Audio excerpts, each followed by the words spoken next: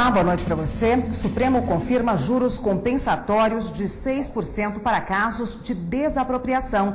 Quem tem as informações da sessão plenária do Supremo de hoje é a repórter Carla Lucena. Boa noite, Carla.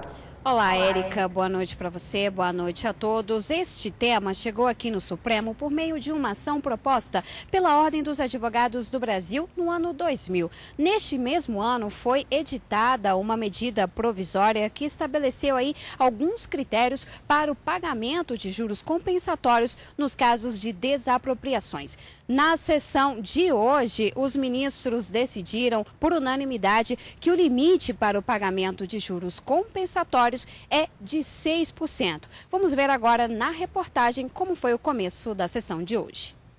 A ação da Ordem dos Advogados do Brasil é contra a medida provisória do ano 2000.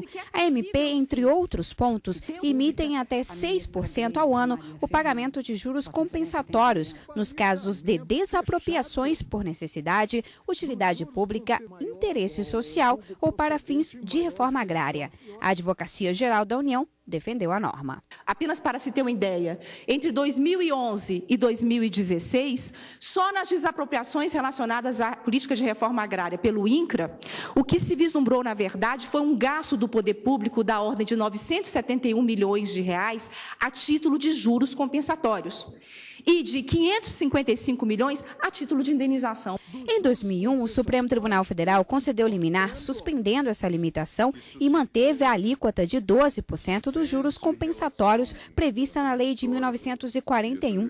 Na sessão desta quinta-feira, o relator ministro Luiz Roberto Barroso disse que a decisão liminar, à época, levou em consideração a conjuntura econômica inflacionária do país.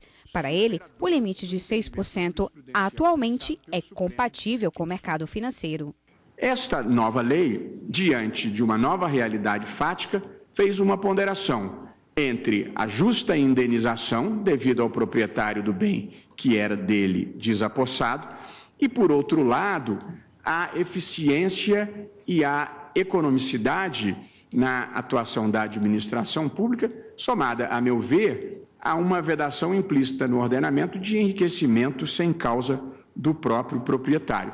De modo que a lei fez uma ponderação entre justa indenização e legítimos interesses da administração e estabeleceu que a alíquota razoável era de 6%. Já o ministro Alexandre de Moraes divergiu em alguns pontos do relator.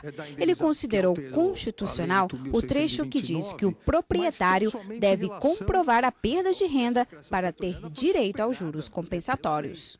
E a própria lei diz, ao meu ver, pedindo vênia ao ministro Luiz Roberto Barroso, a lei é razoável. Os juros compensatórios destinam-se apenas ao quê? A compensar a perda de renda comprovadamente sofrida pelo proprietário.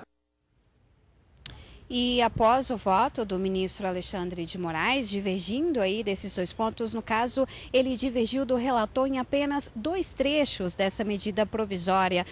E aí os ministros Edson Fachin, Rosa Weber, Ricardo Lewandowski, Gilmar Mendes, Marco Aurélio e também Celso de Mello seguiram esse entendimento. Não, perdão, Celso de Mello foi integralmente com o ministro Luiz Roberto Barroso, que é o relator desta ação. Então, fica estabelecido que o limite para o pagamento de juros compensatórios nos casos de desapropriação é de 6%. Volto com você no estúdio, Érica.